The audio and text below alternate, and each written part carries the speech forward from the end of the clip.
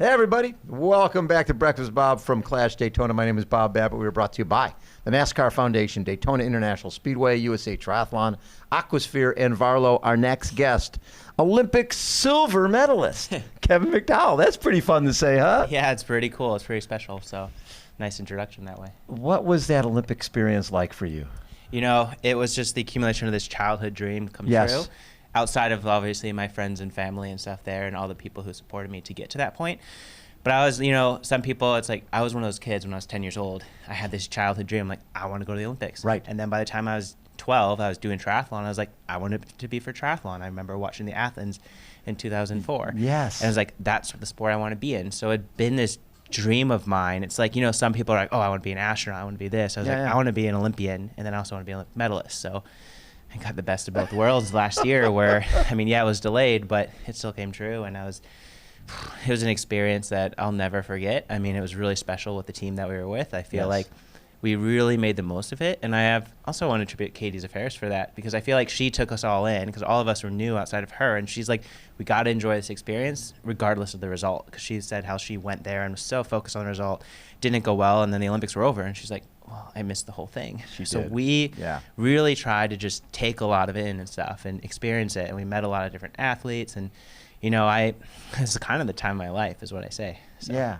Well, and we're at it's great to be in the Olympics, but to be at the pointy end of it in the individual race, which you were for the whole time. Yeah. That and getting sixth, that's pretty cool. Yeah, I mean, that was a big surprise to me in many ways. I mean, in some ways, people have been telling me, my coach was like, you have this in you, you have this in you. But I think with that one, I kind of went in there. I mean, Morgan was the big guy. We were hoping to get a medal. Right.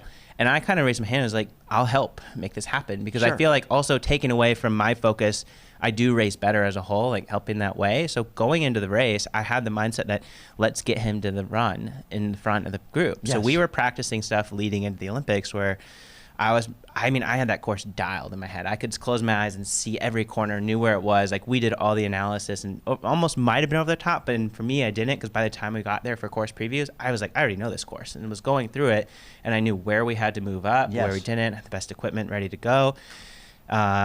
And then on race day, I went in and I had a shocker swim. Was way back in the third chase group, and I was like, okay, well, I can't work because Morgan's up there. And Morgan's I was with up there, and you're behind. Yeah. And I'm with Mola, Gomez, all these guys who could be up in the contention. So I had to sit there. But eventually, we caught up to the group.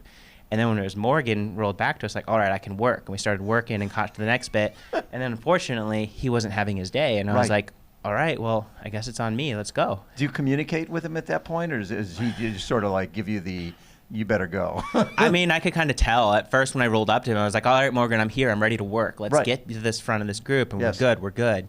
But then I could see he was going off, so then I was like, all right, it's me. And then by that point, I was like, all right, new territory, let's go, and just race for yourself. And man, I was just having fun out there. I was just not thinking at all, and I think that's the biggest thing, because like I said, I grew up doing this when I was a kid. And I'm racing against all these people like Gomez and Brownlees and all these people I've looked up to, and I almost like make them immortal to me. Like I almost am like, I'm not good enough to race guys. And then kind of was like, you know what, stick yourself in it and just go and not think and don't compare, and just you're one of them. And so that was the first time I truly believed, and I went in with the motto of like, back yourself. And I also had like so many letters of support through all these friends and family and people who have been along this journey. And I was just thinking of them out there the whole time. And then at times I wasn't thinking. And I got onto the run and I was like, where are the people coming? What's this? And then you're halfway through and you're like, oh my God, I'm almost leading the Olympics. Like, and I was actually, I wasn't going to bring my like medal ceremony kit stuff, because I was like, I'm not going to medal in the games for the individual. And our high performance director at the time, John Ferrer, was like, it'll be an honor. Let me bring this for you. And I was like, okay, you can bring it, but don't need it. And halfway through, he said he was like stressing. He's like, thank God we brought it. I mean, I ended up sixth, so we didn't need it, but it was like actually a lot further than the point. And no, I was ecstatic with that, because it was definitely more than I thought I was capable of that day. And you're on the TV screen the whole day. Yeah, I mean, just till the end, and when Blumenfeld and them made those attacks. But it was really talking to Christian a bunch.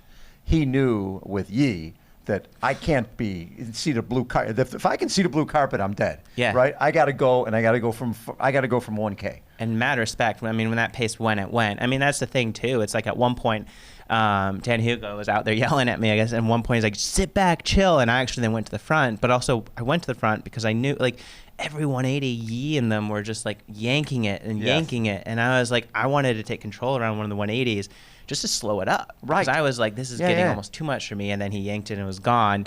And it was funny, but I had a couple people like, why didn't you just sit in more and more? But I was like trying to play strategy, almost slow up the pace because I could feel it was starting to go. If you sit in, they're accelerating and you're gone. Yeah, exactly. You got to use too many matches to catch them. Yeah. So it's so funny with the Multi-Sport Madness group that you and Ben Kanute, Lucas Verzbikas.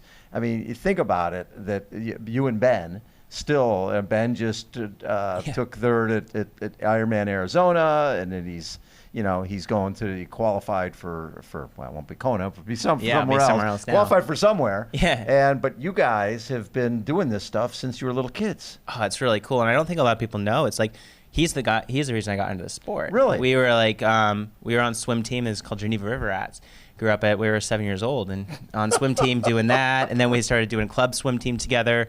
And then he was like, hey, you want to come do this kids triathlon with me? Yeah. And we did one just down the house, and I did it, and I was in love with it. And then we found out about this Multi-Sport Madness team that was started. So we both started at the same time. So we grew up doing the sport together and best friends through that. And I've been through it thick and thin and stuff. So it's really cool to see where we've come. And I mean, he made the Olympics in 2016, and then Mun came last year, and now he's crushing it again in the long distance scene. So it's awesome to see him at World. I mean, I thought he was going to win at one point. I was actually doing a bike workout, and I had it listening in my ear. Him and it Christian, was like, coming down the last I was like, holy 5K. cow. Ben's right there.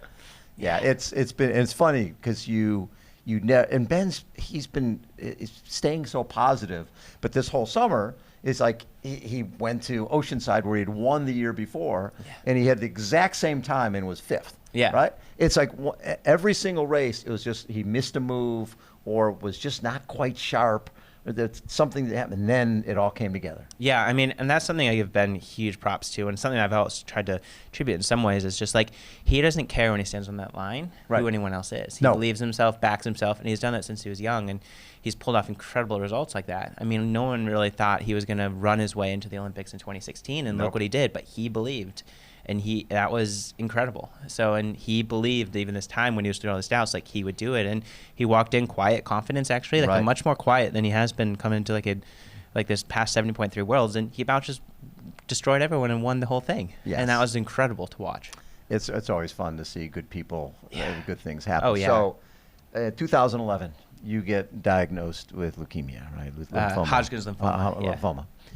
And obviously, your world changes. Your world turned upside down because at that point you're already. You think you're invincible. You're 18. You're senior in high school. I had all these goals and was fit, healthy. I just had done my first professional race. And surpassed all expectations in that. And I don't know. You kind of feel like you're invincible. And so, what was the lowest point for you? I think there were many. There were like different ones. Like, and honestly, like going through it in some ways, respects, like was the easy part for me. I just think because early on we knew the diagnosis. We knew treatment was going to be a hard treatment, but we knew it was very curable. Like the cure rate was extremely high, like 97% or something. Wow. So while it was a very grueling treatment, I got through it, and then I kind of felt like, man, like why did I get through it so well? And you see all these other people struggling, and I really struggled for a while with like first a little bit of survivor's guilt because I was just like, how did I make it through like I did? And seeing so many people that didn't. Right. And then I just think the other part that happened was everyone, like you have so much support through your cancer and everyone is there for you. And then after you kind of like, you're done and like, awesome, go back to your life. Right. But they don't realize like your life really changes after cancer. And there's a lot of impacts that you have and demons and stuff that you face in different ways. And sure, I was so grateful to be healthy and alive and make it through how I did. But I mean, I was 18. I was still growing. I was going through puberty and I had to actually, my body like just completely changed through all my chemo and stuff. And I didn't put the weight on right away. And then I was also just like not in a good mental place. And it's kind of like, it took me years where I was going up and down this roller coaster of like, do I want to do this sport? Am I good enough and not? And my body would break down. And then mentally I did. And it was a very up and down roller coaster. And it wasn't, I think, until 2017 or 2018 when I kind of like hit a reset. I actually gained over 10 pounds of like muscle, grew an inch, and kind of finished my growth at 26. You grew at 26. That's amazing. Yeah, and I just think that's something that people don't realize sometimes, the effects that all the chemo can have on you as a kid. Right. You don't know. And I had these goals. Poison. Yeah, it's going into your body. It's completely poison. So your body is just changing and shutting down, and then you have to like build it back up. And there's no protocol exactly of how to come back. And whether you don't see many like kids going through cancer, like there are adults who usually a lot of times who you see have cancer, and they're established. They got their life and they've got everything set in theirs, but we're just getting started. And that's like, I think one of the hard things sometimes. So when you go through something like that, do you draw on that when you're having a tough training day, tough racing day? It's like, listen, this is nothing. This is, when this is over, I'm going to have a burger. It's not a big deal. But I've gone through so many rounds of chemo that this is something that this will end shortly. Yeah, I think yes and no. I think sometimes I do get stuck in the moment and I just still get frustrated and like, why am I not doing this? And I forget about it. But then there's other times I'm really grateful for where I'm at. Right. And now I think it's really happened these past few years. I've like really started to find my stride again and I'm happy with where I'm at. I'm happy with where I've overcome, and I'm grateful for the opportunity to be pursuing these dreams that I have and living my dream while this is a job, but like I don't see it as a job. Because you've been and it's been really part fun. of your life since you were 10 years old. Yeah, and I think now I'm in a position to try and be more of a voice for like a lot of the pediatric side of cancer and getting more involved. And I've like, especially like through the Olympics after, I actually did this with Cal's Angels, this organization back in the Chicago area, and it's unbelievable what they're doing right now. But I actually don't have them on at the moment, but I have all these bracelets of these kids that they give me, and I think of them through this. I actually just stopped racing. I used to race with them all the time. I actually raced with them at the Olympics. Yes. And then I had a couple of people be like, do you realize all the drag you're doing on this and the resistance? And like, you're looking at all these 1%, and you do that. I was like, I don't know. I really think. And I was like, I guess so. So I'm actually probably going to get a tattoo of like these bracelets. You know what? That's a good idea. That's why it's always there with me and kind of have some semblance of like these, because the cancer bracelets that people have, and they give it to me. So I'm actually now talking with one girl who's back in my hometown. She's a freshman in high school, and she's going through leukemia right now.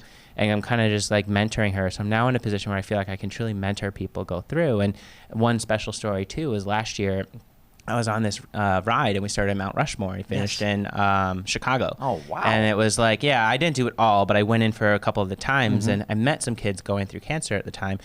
And to share my experience and then to show the medal to them of where I've come, I think just for them, you could just see them light up, and this life came back together. And I look back to me, I'm like, if I had someone who I saw who went through cancer like how I did when I was going through it, but then saw them overcome it and still achieve their goals, that would have been life-changing for me. And I would have probably gone a better direction on how I would have handled things. And so there was one girl also who I met, and she actually lost the ability to walk. Her name is Megan. And is she in a wheelchair? She's in a wheelchair. Okay. But she was a runner, and back in the Chicago area. And when I finished the ride, I went and met her, and I knew that I'm become a lot of really good friends being in Colorado Springs, the para triathlon group, and a lot of those people. And I'm like, hey, like, there's a whole new world of like Paralympics and stuff that get her into. Exactly. And so then I got her set up with Dare to Try and different people. And now she got a scholarship to U of I, and she's wheelchair racing over there. She won state in wheelchair racing, and she's now has her dream set on going to the Paralympics. Isn't that the best? So it's really cool how she's now changed her perspective. One door closes, another one opens up, and you never know. And exactly. That's what we deal with all the time with our Challenge Athletes Foundation. Same type of thing. Yeah. Is you get athletes who they were runners, they were triathletes, whatever they happen to be, and find out they can still be. Yeah, exactly. Triathletes. She sees she can still do it and have these goals and how cool it is, and just, I mean, some of those guys are just remarkable. So, yeah. That's so cool that you're doing that, man. Yeah, so it's like that's kind of more of what I'm venturing into and trying to find a way to help with this Cal's Angels and that side is almost more to have a program set up for post-cancer. Right. Not like there's so much support during, but how do we do it post to get that's a these really kids good to point. get through? Yeah. And how do we set them up for opportunities, whether their life has changed where now she's not has the ability to walk, but how can we change her pathways to maybe she wanted to go to the Olympics or race or do NCAA collegiately, but now she can still do it, but there's a different avenue from the Paralympic side. Exactly. And is the goal Paris then? For me, yeah. Yeah. Yeah, it's Paris. I have a lot of it. I mean, that's why I'm here. But I have some ambitions for long distance eventually. Yes. And I think had we had the normal 4-year gap, I would have dabbled a lot more in it. Exactly. And maybe tried 3 years. You don't have time. And like points have started. And so, yeah, I definitely want to go back to Paris. I still feel like I have some more I want to accomplish there. And I also want to do it with all the people behind me and have it be more of a normal Olympic Games. Right. So have my family, yes. my friends, God. You'll be in everyone Paris there. Yeah. So it's going to still be a road. Yeah, we'll see. I mean, I still know that a lot can happen and change in those 2 years, but that's where my eyes are set. So we'll see. So what is the protocol in terms of, do you go to the to the Paris test event and then you have to finish top 8 or something like that? Have they come up with what the set's going to be? Yeah, they've come out with it. So it's next year. We have our first test event in Paris, and there's a couple steps to it. It's like if only one guy finishes in the top 8, it's that guy. If one guy podiums and then one guy is like in the top, another guy's in the top 8, 2 qualify there. Wow. So there's up to 2 for the Paris test event, and then there's another event, the Ponteverde World Championship Grand Final is a month later, and there's another one up for grabs there if someone gets on the podium. So potentially, all 3 spots technically could be gone next year, but I don't know. We'll see. But there's still, I'm trying not to think too far ahead of that, because I've learned when I start to overthink that stuff, it starts to backfire and just go race. Figure it out. Yeah, you just need to go race and do you. Yeah, and from the U.S. side, Morgan just had a great one in Abu Dhabi, getting second there. That was incredible. I mean, he had quite a rough year this year. And I mean, it was even hard. Obviously, his Olympics was pretty tough, but he rebounded incredibly well for the relay for us, and that was awesome to see that he could at least have some of that to walk away with. And that's one great thing that is the relay, to give a second chance for some people who sometimes you have a tough individual. Right. But yeah, he's been injured all year, and then for him to come here, I know he's pretty nervous. And like I've moved to Boulder now, so I've seen him around a little bit and trying to now start to train with him a bit more. But for him to do that was awesome. And I mean, Matt Mack had a great one in 10th and Seth was 16. So it's like, it's nice to see that we're starting to get up there. Yeah, it wasn't my day. I had a rough day that day, but but now you're here. Now I'm here, yeah. A couple days later. Exactly. That's why I'm grateful. Did you get a chance to go ride on the track? I did. I've been on it the last 2 days. It's pretty incredible out there. It's pretty fast, right? It's really fast. I mean, it was really windy today, so the one way, the stretch, you're kind of going and down the position, but then you're flying down the one side. And I was doing one effort, and I was like, it's insane how fast you can get going on that thing. It's really fun. Yeah. How's the TT position for you? You know, I've been doing it a bit now since I started practicing on in July, because I was actually meant to do a Dallas PTO race. Oh, okay. Yeah, and 2 weeks before, I broke my big toe in the gym. So, you know, the place you're supposed to be doing rehab stuff. Exactly. And I managed to break my toe. But yeah, so I broke it, and then it was, of course, it's the big one, which is the one you don't realize how much you use the big toe, because it's for everything. Until you can't use it. Yeah. Right. They're like, you had 4 other toes you could have broken and been fine. That little pinky toe doesn't do anything. Right. You could have been fine. Yeah. So that took me out, unfortunately, so it's been a delayed start to now. This is going to be my debut here. But yeah, so I've been doing the TT bike at least once, twice a week a bit, and started to make like once a week it was on a session. So I actually got to do a couple sessions with people, like I did one with Aaron Royal back in Boulder when he was there before 70.3 Worlds, and just kind of learning the ways. And it's a fun change for me too, just to like switch over back and forth, because I mean, I've been doing the short course stuff for a while now. What's fascinating is just being in that aero position for the entire time. It's pretty hard. Oh yeah, I'm prepared tomorrow that I know I'm going to need to get up a few times. I've talked to my coach on that, because I think like sometimes some people might get carried away where you're like, I'm good, and then you're like, I'm not. And I mean, I've watched this before. It's too late by now. Yeah, then you're done. So I'm going to make sure each lap I'm standing up for at least a couple seconds and stretching and moving. But I mean, for me tomorrow, success will be getting off that bike in one piece, being able to run. Yeah, having your hip flexors working. Yes, hips and low back and everything is okay, where you can get going and actually be running. So, I mean, I don't know what to expect tomorrow, but I'm excited to like give it a go and see. And I think the distance is a nice distance. It's a great distance. Yeah, somewhere a little bit in between. That'd be really fun. Yeah, and there's a few of us coming here from the ITU side, and some of us are new into this as well, and a lot of us were in Abu Dhabi as well. So there's a lot of similarities in that. And then we got some of the long course specialist guys, and they really That's a great mix here, Yeah, and the benefit for them is they know the TT bike more. They can stay in that position probably longer than a lot of us can, or I'm sure some of us think we can, and then we'll find out we can't. But no, I'm excited about that. Just get on Andrew Starkowitz, and you'll be fine. I hope I have a few minutes ahead of him out of the water, or we might be in trouble. So need a little head start. Yes, you do. When he comes, then I'll get ready. Exactly. Be ready to jump on the train. Yeah. And 20 meters, it's going to be pretty interesting, because you guys are used to sitting on. Oh, yeah. We're used to just being as close as you can, and you see the wheel, and you're trying not to touch it. Now it's like, so that's the other meters. thing. What is that, a mile? What is It's far. It's a big gap. I was actually Matt Sharp, my buddy. We were out in Boulder and we were measuring with a tape measure just to see how it is. I'm like, what is the distance? And I look, I'm like, okay, this is how it is. That's 20 meters. That's 20 meters that we got to figure out. So then it's like, yeah, and it's a lot more punchy than you realize too when you're doing that, because you're wanting to stay that distance, but then you kind of slide in and then you're trying to go out. So you're sturgy a lot more. And that's why it's good for me to do even that session with Aaron, because I was like, okay, you're not just a steady, I don't know, X watts. You're actually up, down, up, down, up, down, up, down. When you're sitting behind someone, when you're in front, you can do more your thing. So we'll see tomorrow. Very cool. And do you find that just the fact that triathlon can be a very selfish type of sport, and the fact that you're giving back through Cal's Angels and you're spending time with kids who really need that support, you find that helps you in your training and racing? Yeah, I think that's given me a new life and hope. I mean, I think last year after the Olympics, I had to think on like what I wanted to do. And I did actually a couple of visits with some kids and these people. And I actually went and spoke at the fundraising gala banquet that we have every year. And we actually raised over 1.4 million. It's good for you. Yeah, and it's a small organization, like a relative small organization too. So it's pretty incredible what we've done and what they're doing. And I actually went on the ride again this year, because every year we do it, and it's called War on Wheels. Right. And it's like you pick a spot. So this year, they started at the top of Mackinac Island and rode to Chicago. So sweet. In 7 days, they did over 100 miles every day. Wow. Yeah. And so my mom actually did it for that one too. And my dad went and sagged it because my dad was going to ride, but we traded my mom, and I got her to do our first century ride with her. And I actually had to tell her, because she's like, I'm done after this part. And I'm like, you're going to make this entire thing. And so I had to tell people, I was like, don't tell her how far we actually have. And don't tell her when it's 100 miles, because the first time she did her 100 miles, I guess they said, she went up and hit 100 miles. She's like, I'm done. Got off the bike, and everyone almost ran into her because they're like, no, you got to keep going and finish and then go. You can't just stop cold. So, but it was special to see her get out of her comfort zone a bit and do that, and for the reason. So. Good for you, man. Hey, thanks for taking time, bud. Always a pleasure to catch up with you. I'm glad everything's going so well, and you look amazing. You look so healthy and happy. Yeah. No, thank you. That's good to hear. Kevin McDowell has been our guest, everybody. That is a wrap for day 2 of CLASH Daytona. My name is Bob Babbitt. We will catch you with post-race interviews. Take care of yourself. See you later. Bye.